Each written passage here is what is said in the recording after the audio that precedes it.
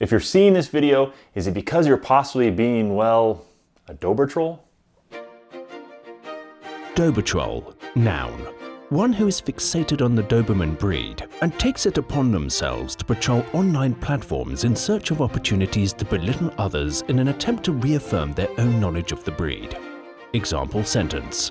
Sally is proud to be a Dobertroll, as frequently belittling and judging others on her favorite Doberman forum enhances her ego.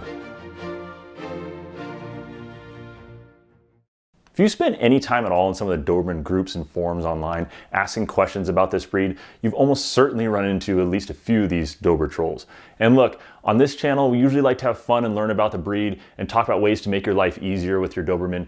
But today we're going to take a break from the normal routine, talk a little bit about these Dobertrolls, the damage they do to the Doberman reputation, and simple rules that you can follow to avoid becoming, well, a Dobertroll. And also guys, I encourage you to bookmark this video, put it in your favorites, whatever you need to do, and post it to any and all online Doberman discussions where you feel one of these Dobertrolls may have struck. Because after all, these Dobertrolls may not even know there being one, and this video might actually help them out. So up first, let's talk about the 5 simple rules that anyone can follow to avoid becoming a Dobertroll. Rule number 1, do your research is not an answer to a question. Sure, it's okay to let someone know that from time to time they need to look in the breed a little bit more, but if the entirety of your answer is just do your research, you're not helping anybody, and trust me, you didn't answer their question whatsoever. And let's be honest, isn't in the current day and age, part of doing your research going to online forums of people with like interests and asking questions about that interest? I think that's normal for current day research.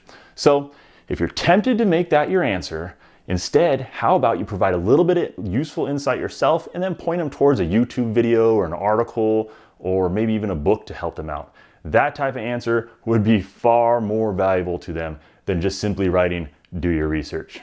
Rule number 2, don't jump to conclusions just from a picture that someone posts. Hey, is that blurry section in the background one of those illegally imported chew toys made from an endangered white rhino skin from Zimbabwe? Or is it just a normal chew toy? Instead of assuming this person is an international illegal dog toy smuggler and you're just about to crack the case from a picture they just posted, instead, how about give them the benefit of the doubt and just assume it's a normal chew toy? And maybe try to answer the question they're asking and actually look at the picture for the subject at hand. See if you can actually help them. Basically, just don't fill in the blanks with some fantastic story in your mind and you should be just fine. Rule number 3, if someone posts a question asking for advice, try to either give that advice or just move on. Now you might think those are the only 2 options that anybody has in these forums, but actually a Dobertroll will see a 3rd option. They'll scroll through all the advice that other people gave them trying to help and pick 1 or 2 of those people to get in an argument with about the validity of their response. So if you don't want to be a Dobertroll, instead, how about you post your own advice, even if it differs from the advice that other people have given. You know, having different opinions is one of the beauties of these online discussion boards. Rule number 4, try your best to avoid becoming the grooming police. Now, maybe someone just posted a picture of something really cute the Doberman did this morning. Well, that isn't the opportunity to bust out a measuring tape, measure your computer screen, run some calculations, and decide if the dog's nails are too long.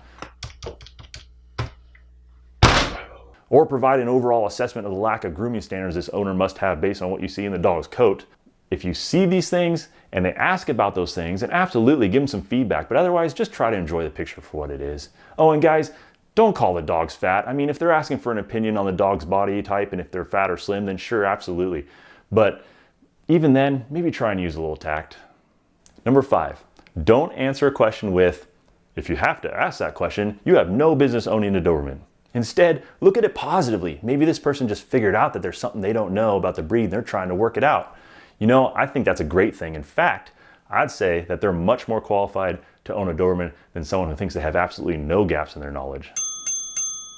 Follow these 5 simple rules and hopefully you won't become the next Dobertroll.